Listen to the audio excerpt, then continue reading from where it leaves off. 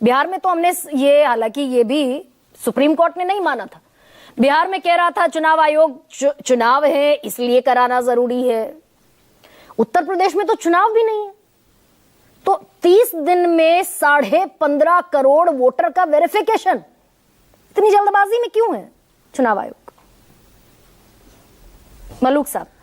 देखिए गरिमा जी, देखिए दो चीजें हैं कि अगर ये एसआईआर पे प्रश्न चिन्ह लगा रहे हैं तो इशू अलग है, और समय पे लगा रहे हैं तो इशू अलग है। और हमारी एक मजबूरी है, हमसे पूछते हो तो ये कुछ कहते हैं चुनाव आयोग के प्रवक्ता बन गए, और हम जवाब नहीं देते। इको हो रहा है गरिमा जी, बहुत इको हो रहा है, मैं इसको दुरुस्त कर। और हम अगर जवाब देते हैं जी तो कहते हैं उसके प्रवक्ता बन गए, और हम जवाब चुप रहते हैं तो देखो ना बोल नहीं पा रहे ये लोग, इसका मतलब बात सही है। तो ये लोग कंफ्यूज हैं, कभी हमें एनडीए मानते हैं, आरएलडी मानते हैं, बीजेपी मानते हैं, और कभी हमें चुनाव आयोग मानते हैं। तो पहले ये तय कर लें जो प्रवक्ता दूसरी पार्टियों के, ये हमें क्या मान रहे हैं। दूसरा, जहां तक बात सर की आवाज बढ़ाइए जरा। है, एकदम सर पे चुनाव खड़े हैं, सर पे एकदम चुनाव खड़े हैं, तो वहां पे तो मजबूरी है और जरूरी है। बिल्कुल ठीक। मुझे पूरा उम्मीद है चुनाव आयोग संज्ञान लेगा, और महीने आगे टाइम बढ़ेगा। सर होना चाहिए ना। मैं क्या ये मलूक साहब, मैं आप ही से पूछ लेती हूँ, आप तो लोकसभा के सम्मानित रिप्रेजेंटेटिव रहे हैं भाई। 15.5 करोड़ वोटर हैं जिस प्रदेश में जहां चुनाव भी नहीं है, तो वक्त ज्यादा मिलना चाहिए ना, 1 महीने की टाइमलाइन। ये क्यों दरअसल इस पर हड़बड़ी है या फिर एडमेंसी है? इत्मीनान से करा लीजिए। गरिमा जी, पिछले शो में जब मैं आपके साथ था तो मैंने कहा था कि मुझे उम्मीद है चुनाव आयोग संज्ञान लेगा, टाइम देगा, और आज मैंने इस पे होमवर्क और करा और बातचीत करी है। तो 1 महीना अगला जनवरी का मिलेगा कि जो ऑब्जेक्शंस है उनको फाइल करने का, फरवरी में मिलेगा कि कुछ उनमें आपस में करेक्शन करने का। तो फरवरी तो टाइम है ही, और अक्टूबर में शुरू हुआ है, तो अक्टूबर, नवंबर, दिसंबर, जनवरी, फरवरी, 5 महीने हो गए। ये लोग बैठ के टेलीविजन नहीं, ये मलूक साहब आप जनरलाइज कर रहे हैं थोड़ा सा। कुछ बोल रहे हैं? नहीं, सुनिए ना, सुनिए। 4 तारीख को शुरू हुआ, 4 नवंबर को, 4 दिसंबर तक चलेगा। 9 तारीख को ड्राफ्ट आएगा, फिर कंप्लेन के लिए, ऑब्जेक्शन के लिए समय मिलेगा। 7 फरवरी को तो फाइनल वोटर लिस्ट आ जाएगी। कहां 5 महीने हो गए भाई? वेरिफिकेशन का, घर घर सत्यापन का तो 1 ही महीना है ना। नवंबर, दिसंबर, जनवरी, फरवरी, तो 3.5 महीने तो हो ही गए ना जी।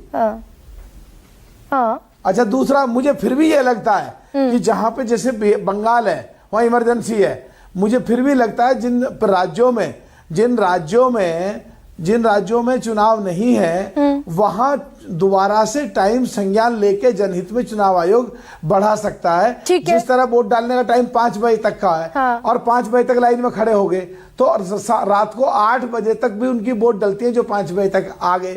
तो अभी ऐसा नहीं है सर। और मलूक साहब, ये बड़ा गंभीर बात हो जाती है क्या जब 25 दिन में 26 बीएलओ की मौत हुई हो। और आप ही के उत्तर प्रदेश में आपने सुनी होगी भाई, गोंडा में डेथ बेड पर आदमी था, मरने की कगार पर था, और कह रहा है कि लेखपाल का, एसडीओ का दबाव है मेरे ऊपर। झूठ बोल कर गए होंगे क्या विपिन यादव?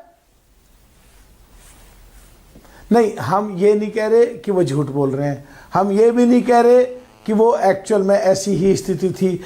वातावरण, परिस्थितियां, माहौल के हिसाब से क्या परिस्थिति थी, किस तरह का वहां का माहौल था जब ये घटना घटी, और उसमें फिर भी मानवता को ध्यान में रख के अगर कोई बीमार है, अगर किसी की दिक्कत है, तो उसको उतना स्पेस मिलना चाहिए, उतना टाइम मिलना चाहिए, वो दवाई ले, अपना खाना वाना खाए। तो इसमें एकदम से मानवता को जरूर ध्यान में रखना चाहिए। सर ये नहीं, मैं यही इसीलिए तो सवाल पूछ रही हूँ कि गोंडा में, फतेहपुर में कुछ किनको मौका मिल जाता है। Exactly sir. अब मैं इसीलिए सवाल पूछ रही हूँ कि फतेहपुर में जिस व्यक्ति का ब्याह था, ब्याह से 2 दिन पहले यार उसको डांटने डपटने पहुंच गया, उसने बेचारे ने दरवाजे की कुंडी लगाई, सुसाइड कर लिया। कौन इसके लिए रिस्पॉन्सिबल है? उसकी पूरी हेल्थ की हिस्ट्री देखनी चाहिए, किसने डाटा, उसके क्या गवाह हैं वो भी सोचने चाहिए, और जांच करानी चाहिए, और जांच में अगर वाकई उसको सताया है तो जो दोषी है उसको सजा भी जरूर मिलनी जांच तो चुनाव आयोग ने एसडीएम के जिम्मे सौंप दी, जिस पर वो आरोप लगाकर बेचारा फांसी लटक गया। अब जिसके खिलाफ आरोप है उसी को जांच सौंप दी एसडीएम को।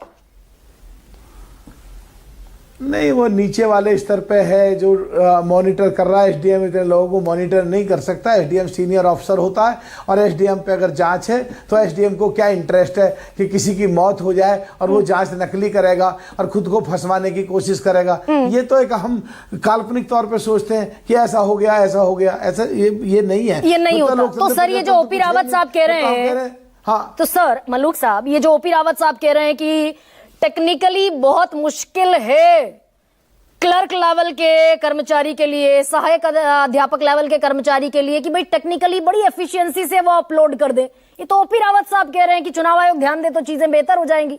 यानी चुनाव आयोग का ध्यान अभी नहीं है इधर। ये देखिए, जितना हमने सुना है, जो संज्ञान में आया है, उन लोगों को पहले बताया गया है, और अगर कोई अब से 30 साल पहले, 20 साल पहले सरकारी नौकरी में भर्ती हुआ है और वो काबिल नहीं है, जब सरकारें कांग्रेस की थी, तो अगर रेस्पॉन्सिबिलिटी फिक्स करेंगे तो वहां जाएगी। सब्जेक्टिव है हर चीज डिस्कशन का। और जो ये जांच एसडीएम वाली बात है, उससे कहीं मैं सहमत नहीं हूं। अब कोई कहने लगे कि जी ये तो चैनल जो है उस बीजेपी वाले का है और ये तो बीजेपी वालों की बात सुनेंगे, और ये तो जो है इस पर तो जाना ही बेकार है, चर्चा ही करनी बेकार है। नहीं, सवाल तो देखिए, मैं मलूक साहब सवाल नहीं, देखिए डिबेटेबल है। एक सेकेंड, मैं हमेशा एक बात कहती हूँ, भाई सवाल कोई गलत साबित कर दे, गलत सवाल पूछ रही हूँ अगर यहाँ बैठकर, तो जितने सवाल मैंने एसआईआर पर उठाए वो सारे सवाल दरअसल गरिमा ने नहीं उठाए, सुप्रीम कोर्ट ने उठाए। कहा था ना बिहार में टाइमिंग गलत है। नहीं,